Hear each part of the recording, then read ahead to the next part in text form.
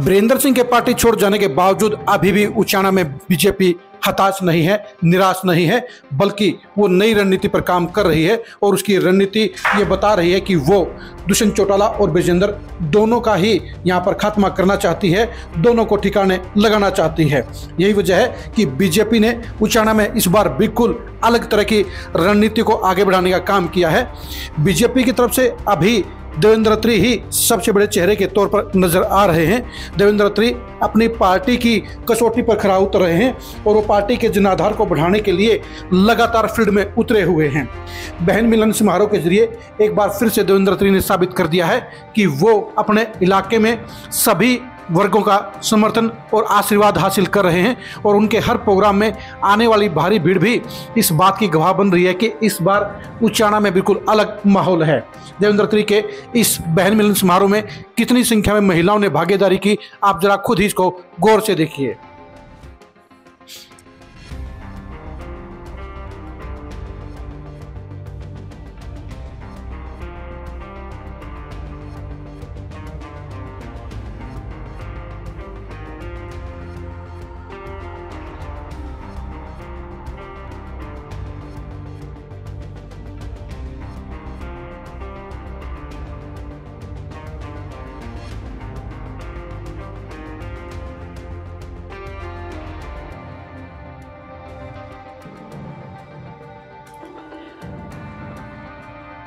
इस समय देवेंद्र अत्री बीजेपी की टिकट के दावेदारों में सबसे आगे हैं और बीजेपी इस बार उचाना में गैर जाट चेहरे पर दांव लगाने का काम कर सकती है, क्योंकि जहां बीजेपी कांग्रेस जेजेपी के बीच में बड़ा घमासान होना है तो उसके बीच में बीजेपी को देवेंद्र अत्री के तौर पर एक ऐसा चेहरा नजर आ रहा है, एक ऐसा सेनापति नजर आ रहा है जो उसके चुनावी उम्मीदों पर खरा उतर सकता है।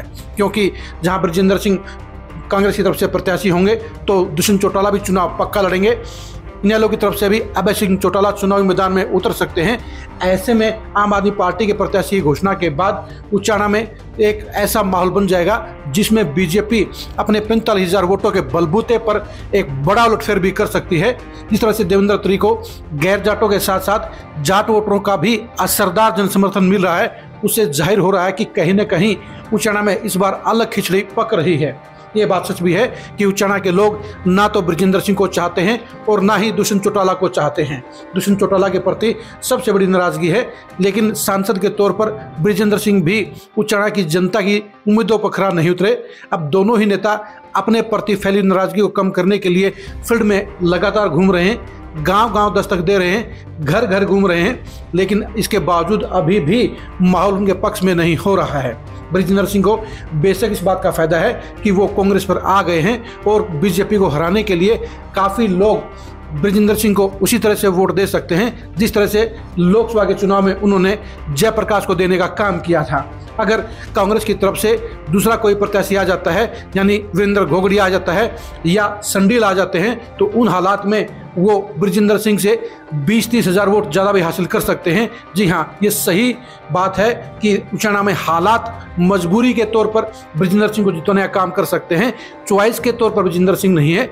ऐसे में दुष्यंत चौटाला और ब्रिजेंद्र सिंह के खिलाफ में देवेंद्र अत्री एक कारगर नेता के तौर पर, एक मजबूत दावेदार के तौर पर बीजेपी के अभियान को आगे बढ़ा रहे हैं, बीजेपी को जनाधार को बढ़ा रहे हैं। अगर यहाँ पर 4 कोणीय फाइट होती है तो उन हालात में देवेंद्र अत्री एक डार्क हॉर्स साबित हो सकते हैं, वो एक नया उलटफेर कर सकते हैं और यहाँ बीजेपी का विधायक फिर से बन सकता है। यानी जिस हिसाब से देवेंद्र अत्री को हर कार्यक्रम में भारी जनसमर्थन मिल रहा है, उनका हर कार्यक्रम सफल हो रहा है, वो इस बात की तस्दीक दे रहा है कि उनका रास्ता सही है, उनके साथ में चल रहे लोगों का मनोबल बढ़ा हुआ है और बीजेपी के साथ में वो एक बड़ा उलटफेर उचाना में करने की हसरत रखते हैं। अगर यहाँ पर 4 कोणीय मुकाबला हो गया तो उन हालात में देवेंद्र अत्री, ब्रिजेंद्र सिंह और दुष्यंत चौटाला दोनों के लिए खतरा भी साबित हो सकते हैं, क्योंकि अभय सिंह चौटाला का ऐलान होना अभी बाकी है।